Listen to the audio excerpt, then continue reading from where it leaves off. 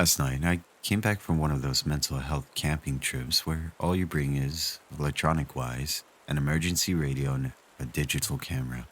Other than what I'm about to tell you, it was actually insanely good for my health. I was struggling with my job for a little bit, and let's be honest, I was also struggling with life in general, but was finally able to simply relax.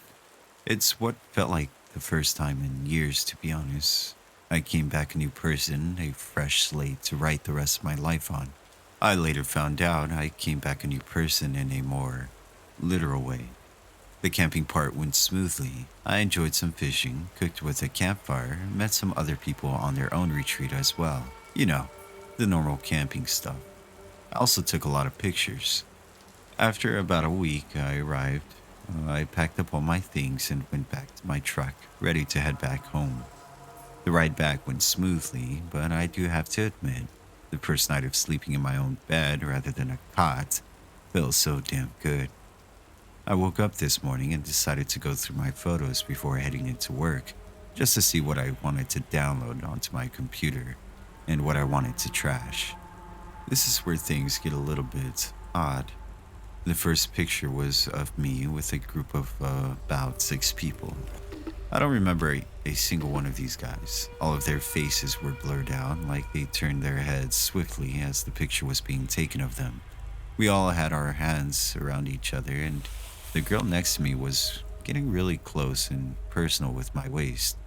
But I don't remember a single one of them. This caught me off guard. I just know I went camping alone, but from the looks of these pictures, I can see my tent in the background with a couple of other tents placed there too, all in perfect condition. It felt like I was staring at an alternate reality, like what could have been if I went with a group. Eventually, I shrugged it off as maybe drinking a little too much one night and forgetting about a group of wanderers that just set up with me for that night. A lousy excuse that made me feel less insane. I scrolled through the rest of the pics. Some of them are things I do remember, like fishing and cooking, but they always had other people in it as if they were removed by my memories. And, like always, their faces were blurred. Now I go to the second day's worth of pictures. At the start of the day, there seems to be the same picture as before, except the guy all the way to the left wasn't in the picture anymore, just simply gone. Again, the same process continues. The rest of the pictures that day are the ones I do remember, but simply with more people added into the mix that I don't. I look at the next day and another person disappears. The next day and another one disappears. And then another. Again, another goes, continuing the process until there's just me and this woman left, her arms around my waist, hugging me with a blurred face. I noticed that all of the tents were still there, but tattered as if they just got out of a storm, except mine. Now I'm beyond freaking out, trying to make sense of what happened. Who were they? Where did they go? What is happening? Why don't I remember? I looked down at my watch and noticed that I have been pondering over these photos for way too long and was a couple of hours late for work. I shoved my camera into my bag, and since I was already dressed, I ran to the car. I get into the office about a half an hour later, walking in disheveled. I got a few looks from some of my colleagues, but shrugged them off as I was heading into the office. One of them walks up to me and asks me something I don't think I'll ever forget. "Where's your wife?" "My wife?" "Yeah, don't you remember? Her and the rest of management. You guys all went on a retreat, and you're the first one to come back." I look at my desk and notice a picture with all 7 of us from the original photo. I quickly opened up my camera and went back to the first picture taken, matching the bodies up with each other to confirm their identities. Sure enough, they were the management team that I worked with, but I still don't remember a single one of them. I scrolled down to the last photo I've taken and saw me, only me, and 6 blurred bodies hanging, suspended from the trees behind me, with their heads all forcefully bent in a 90-degree angle. I noticed that my hands were both well within view of the pictures as my blood went cold. Who was taking all the pictures?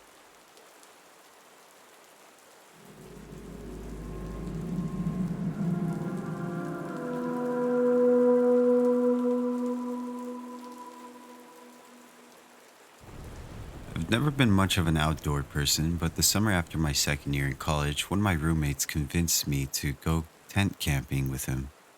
It was only over the weekend and I wasn't doing anything anyway, so I said I'd go with him. For the sake of privacy, I'll call him Jake. Now, Jake would go all out. He had a 2014 Jeep Wrangler, the entire back seat filled almost completely with different camping gear. He didn't like to reserve spots at actual campsites, but instead find his own spots, which he said made it more fun. We drove up to the Rocky Mountains for a while until we found a break in the trees with enough space to fit the Jeep through. We then drove off-road between trees until he pointed out a good spot. We set up a fire pit, chairs, and the tents we'd be staying in for the night. It was already around 7 p.m. and the sun was starting to set. Jake went to the car and pulled out a bag of hot dogs for us to cook over the fire. Real original, I know, but they were an easy meal and Jake wanted to give me the true camping experience since it was my first time. He even brought stuff for s'mores, although we never got that far. As we were cooking the hot dogs, there was an extremely loud female screaming, maybe 300 or 400 feet away. I looked up and saw Jake's head turn towards the direction of the screams. At first, there weren't any words we could make out, but then there was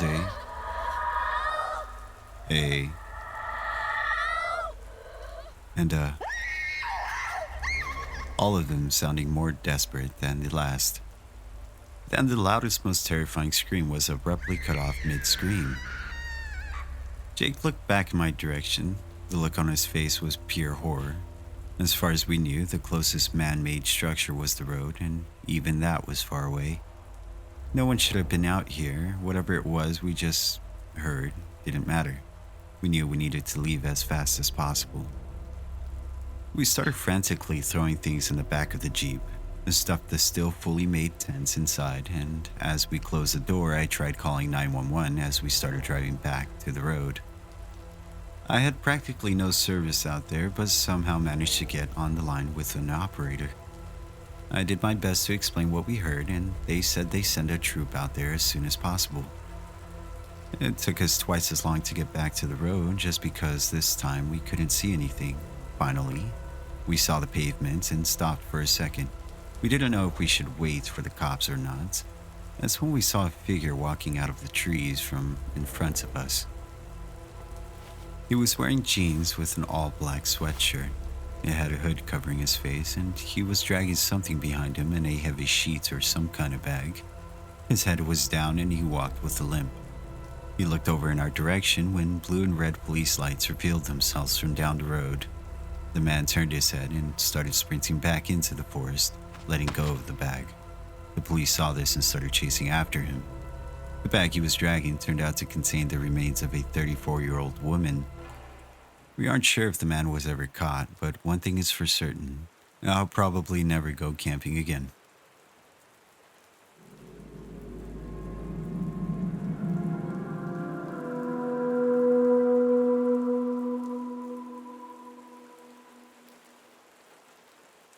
As the sun dipped down below the horizon, I could feel the wilderness enveloping our campsite.